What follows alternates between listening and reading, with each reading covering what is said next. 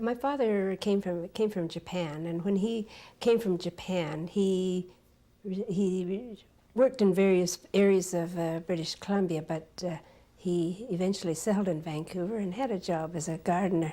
He didn't want us to grow up in the Japanese setting. I never questioned it at the time, which I'm sorry, because while he was living, if I had asked him, I probably would have been able to get some answers.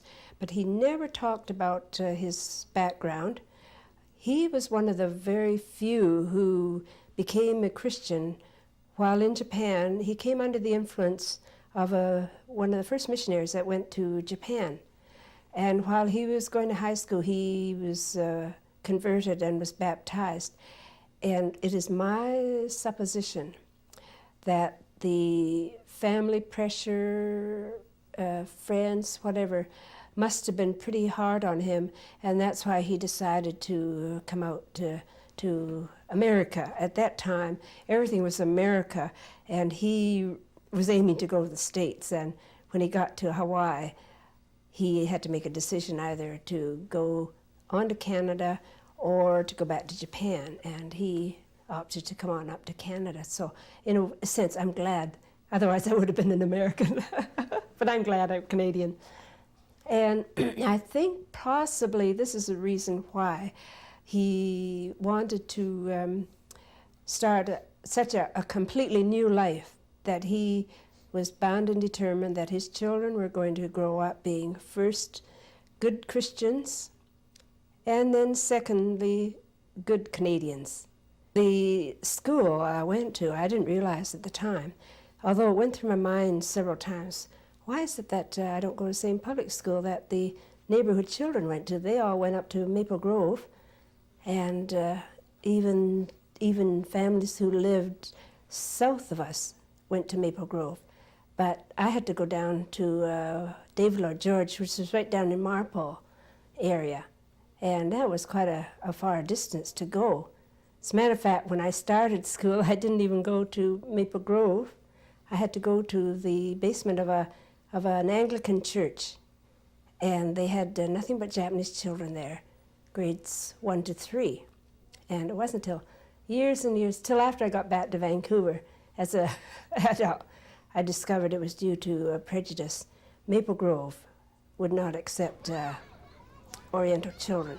The Parent Teachers Association put pressure on the principal. Same old story you hear today, that those Japanese children who probably don't speak English are going to handicap their children and would hold them back. Therefore, they must be started separately. And of course, that was strange to me, because there were many of us who just spoke English anyway, although a lot of them in the area, I guess, did speak mainly Japanese because they were in a Japanese community. My granddaughter now goes to Maple Grove School. And the first day I had my opportunity to take her to school when my daughter couldn't, I was really amazed to see all the different nationalities they have going to Maple Grove now. It is just as big a mixture as you would find in any of the schools in any parts of the city. So I thought it was rather ironic. I thought it was a little amusing too, to think that this is a school that I wasn't allowed to go to, and now here's my granddaughter there, fitting in with all the others. My upbringing was such that I've often felt that my dad really did a very, very good job of brainwashing us to think that we were so Canadian that somehow that made the Japanese blood in us disappear, and it no longer counted. And so, to be perfectly honest, I'm ashamed to say that I went through it, but I did. I went through a period at that time where I really felt very superior, because to the other Japanese I did come in contact with, like McGee High School, there were a lot of Japanese who came from Steveston, and the Steveston were notorious for being very cliquish, and they spoke Japanese a lot. Even in school, they would congregate in little corners, and that used to just annoy me no end and would make me very angry. And I felt, as I say, quite superior to think that I didn't have to depend on that. I was white, and so I had become Canadian. And I think possibly that was reinforced because the fact that when I went to Canadian Memorial, I was still just in the Caucasian community. And so we did not follow through with all the traditional Japanese customs that a lot of the families did. I think possibly the fact that my father turned Christian when he was in his teens could have had something to do with it. Perhaps he did not have the, I don't know if his family were Buddhist or what their religious background was, but I feel that possibly he hadn't quite gotten so enmeshed in that it was easy for him to come out to a new country and just maintain the Christian standards and principles to which he had been converted to. The other Japanese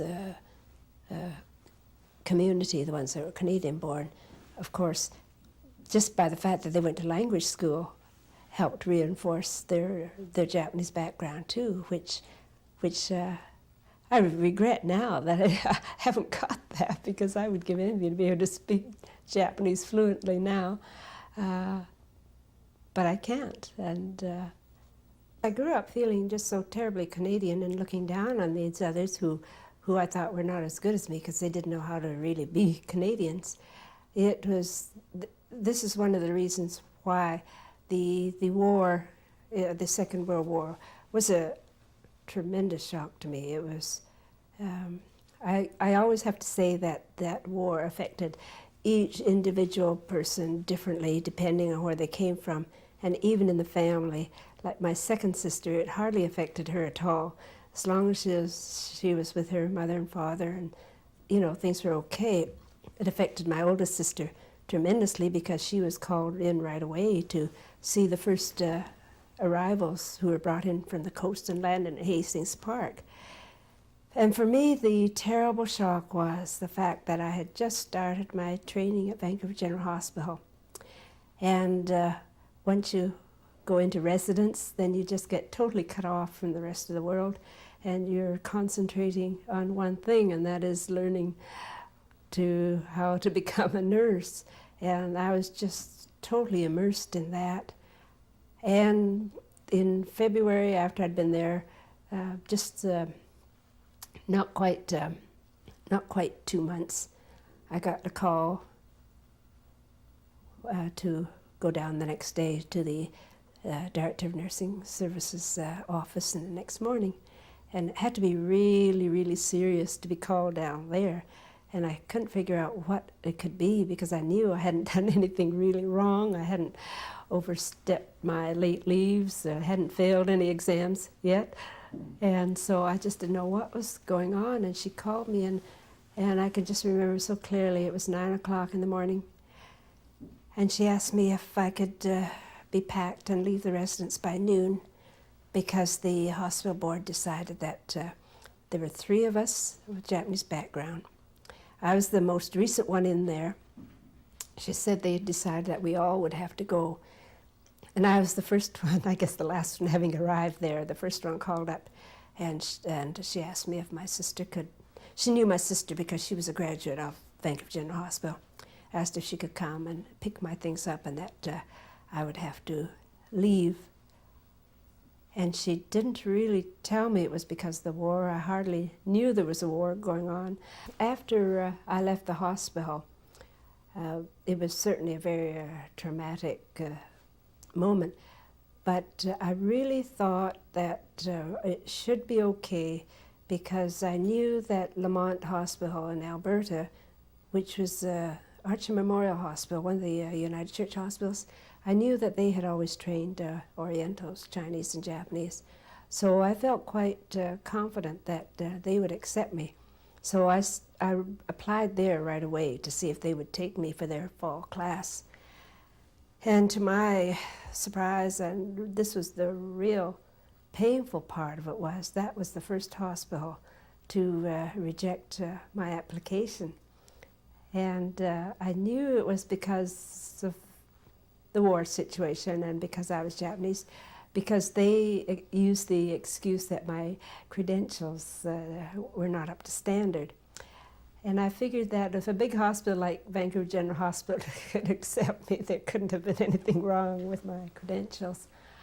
However, that was in the end of February, so we, at this time, the men were supposed to be taken to be removed first. So we were trying to get ready for my dad if he should be called up at any time to go to the road camps. In the meantime, my sister, working out at the Hastings Park and working through the health side, she got sent up to, the doctor asked her to go up to Caslow, which is one of these centers, and asked her to set up the clinics and get ready for the health setup in the interiors. So she went up there and was able to find a house for us to go. So she was able to arrange for our family to keep together to go, and my father was able to go with us. He did not get called up to go to the road camp. So that's how I landed up going to Caslow. And Caslow was the center where they tried to roughly divide the centers according to their religion. It was just sort of a very rough guide. So the United Church people were sent to Caslow, and the Anglicans sort of went to Slocan. The Roman Catholics went to Greenwood, and the Buddhists, well, there were a lot of Buddhists that went to Lemon Creek where my husband was sent, but a place called Tashme, just on the other side of Hope, was out in the farm there, was set up for the Buddhists, and kind of like homes and businesses were taken away from them.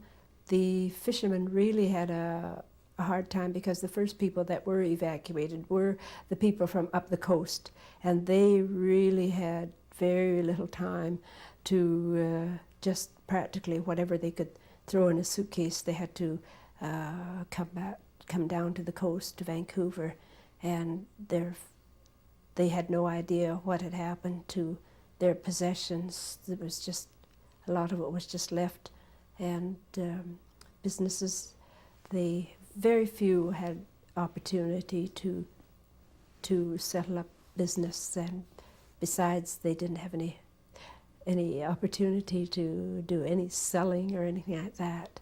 And homes, they were put under custodial care.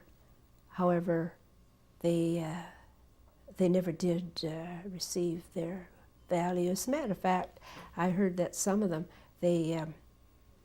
when the years after the end of the war, when they were supposed to have made a settlement on all this, some of them, a few, even got a bill saying that your property was sold for X number of dollars, your taxes owing were so much, it costs this much to do that, it costs this much to do that, therefore you owe us $5, or it ended up in a statement of what they owed. There were, I heard of cases like that. When I went to Caslow, I was really pretty broken in spirit, but my father, bless his heart, he didn't lose his faith ever, and he just kept saying that God's looking after you, don't worry, it'll all work out all right. God is looking after you. He says, I'm not worried, God is going to look after you. And I just couldn't see it at all, and I think I wanted to lose my faith, but I wanted to hang on to it because I thought if my father was so convinced that there was something there which I hadn't got hold of. So even though I had lost it in a sense, I still wanted to hang on to it on my father because of my father. It took me almost a year by writing in almost every province across Canada for acceptance to go in training. And I had all sorts of excuses given to me from you've applied too early, you've applied too late, your credentials aren't right. Some of them were bold enough to say we can't accept you because of your Japanese background. So when I received word that maybe the Guelph General Hospital might accept you, I wrote immediately, applied, and I received an immediate response saying that they were going to interview another Japanese girl from Toronto, and if they decide to accept her, they will accept me so that we could be company for one another. And I thought, who cares about company? I just want to get in there, get my training. Anyway, I didn't know till quite some time later that Miss Bird, one of our dear WMS workers, Women's Missionary Society workers, got wind of this, and she told this girl, don't go for that interview without me. I am going with you to make sure that everything goes right for you. So she went with her. And towards the end of the interview, the director of nursing turned to Miss Bird and said, I have another application here from a girl in BC.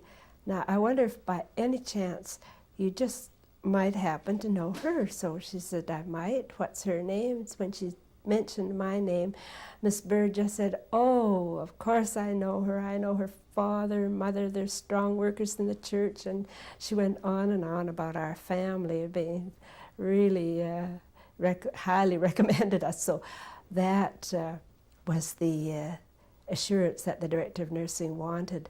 And we were both accepted. I didn't know anybody in Guelph. So the first day I arrived there was a message for me to phone this Dr. Flora Little, and I didn't know who Dr. Flora Little was.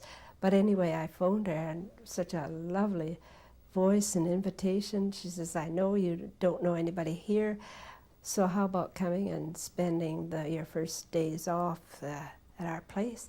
And that was how I got introduced to the Little family, and they just adopted me and were so good to me. Her mother became my grandmother, Grandma Gauld, returned a missionary from, in those days, Formosa, Taiwan now. And I made my home with them. They were my family, and it was really, at the time, I just took it for granted because I thought this is what Christianity was all about, and I didn't see anything all that great about it until I found out, before I finished my training, that they were suffering too because they didn't know, there was a time they didn't know where one of Dr. Flora's sisters was. She was suffering at the hands of the Japanese soldiers in the war out in the Orient there. They didn't tell me, they didn't affect them one bit as to how they treated me. And when I heard that really touched me so deeply that was where I started to find my faith. And from that moment on, it just kept building and building and building. So I feel that God was certainly looking after me. He didn't want me to go to Lamont. He wanted me to get to Guelph and get to know the Littles. And that's where I found my faith, and I've just been eternally grateful ever since 1951. In Montreal at that time, we got married. Takashi went out to Montreal, and he started the Japanese work in Montreal. And it was really quite an adjustment for me too, even though I was very highly involved in church anyway. But I didn't have the Japanese language, and I didn't know too much about Japanese customs and things.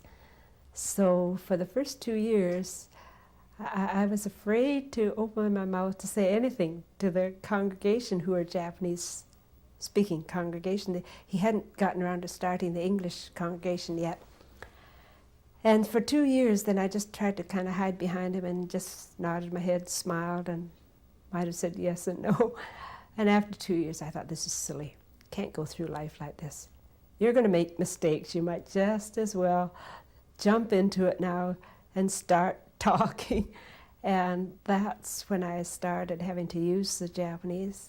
And it did help. I did pick up a fair amount. I'm beginning to lose it again now because I don't use it again. We have to use it all the time to keep it up. TAC was called to BC in the summer of '68. They needed a minister for the Japanese-speaking congregation.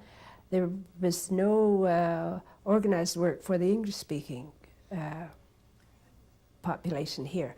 So he came on the understanding that he would be in with the Japanese-speaking congregation, and he was to survey and see what the possibilities were for starting up a congregation for the we call them the Nisei. It's the second generation, but it's really an English-speaking population of Japanese background. Unfortunately, we were only here for 6 weeks when he died very suddenly of a heart attack. After TAC died in 1968, and I was trying to get readjusted, and there are several areas that of my life that needed to get straightened around. My girls were, Pat and Shirley were aged 15 and 12. So I had my hands full, but somebody in the presbytery, at that time the Japanese were meeting in Renfrew United Church, and somebody thought that they needed to help me by getting me involved in some area, a specific area in the church. So they asked me if I'd like to become a member of the Oriental Committee, which I'm not sure at that time whether it was Vancouver Presbytery or BC Conference. Anyway, I had no idea what the Oriental Committee was, but I thought, well, if they want me there, I'll at least go and find out what it's all about. So the first meeting I went to was held in Canadian Memorial, and there were about 20-odd people sitting around the table seriously discussing the work of the Japanese and the Chinese in Vancouver. And I looked around the table, and I couldn't see any other Oriental person sitting around there, so I thought, my goodness, this is called an Oriental Committee, and they're talking about the Chinese and Japanese work and talking about what should be done and what would be good for them and whatever. I thought, this is ridiculous. This will have to change. So by degrees, I tried to start getting more of us involved, and I got the Metropolitan Council to help us, and from there we gradually evolved into what is now the BC Conference Ethnic Committee, which is composed of the ministers, the clergy, and lay delegates of all the ethnic congregations, which is Chinese, Japanese, Korean. We have a representative from the Filipinos, and now, of course, we've got the Taiwanese congregation too. So we meet. We do have outside the people for resource people, which we always need. We can't ever do without all our good resource people and staff people, but we have made tremendous strides since that Oriental Day Committee.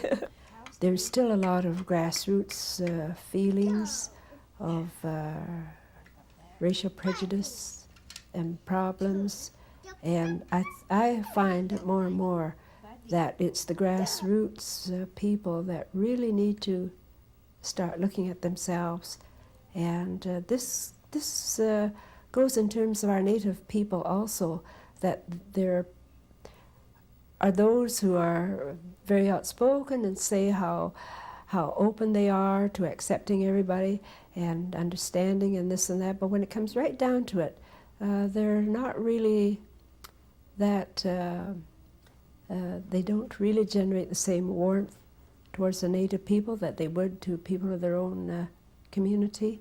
And I think until these things happen more on a one-to-one basis, and that will take a long time to come. I guess this is the sort of thing that Christ was trying to teach to the disciples and to pass this on to the world at large. And I think we're all still trying to figure out what Christ really did mean and how are we going to do it. I think the way the Canadian population is changing, my hopes and vision would be strengthening very, very much two directions. One direction is that ethnic congregations, I feel, will always be needed. And I don't see anything wrong in having them. I don't think that is talking about ghettoism or whatever. I think that where people feel most comfortable to worship, worship should be a very important part of life. And where they are most comfortable in worshiping, I think they should be allowed to do that. Now, when ethnic people get together, they feel most comfortable with their own people because they have a lot of similar background ties already, which is a strong link for them. They have food, they have customs, they have cultural things that are known to them. And I don't see anything wrong with that, because worship can be done in that context. At the same time, I don't see anything wrong with a congregation changing its face to look the way that our schools look today. Because the way our schools look today is what the population of Canada is like. And I think I would like to see United Church congregations to begin to look more like a classroom in terms of the kind of people that are sitting there. And I think it's got to go both ways. I don't see saying one way is right and the other way is wrong, because there's always more than one way to do things, and there are tremendous advantages in having the things go in the two directions. And that would certainly be my hopes, that we can continue to have a place for these people who want to still worship amongst their own people, and that would be as long as immigrants are continuing to come, and maybe a few generations after.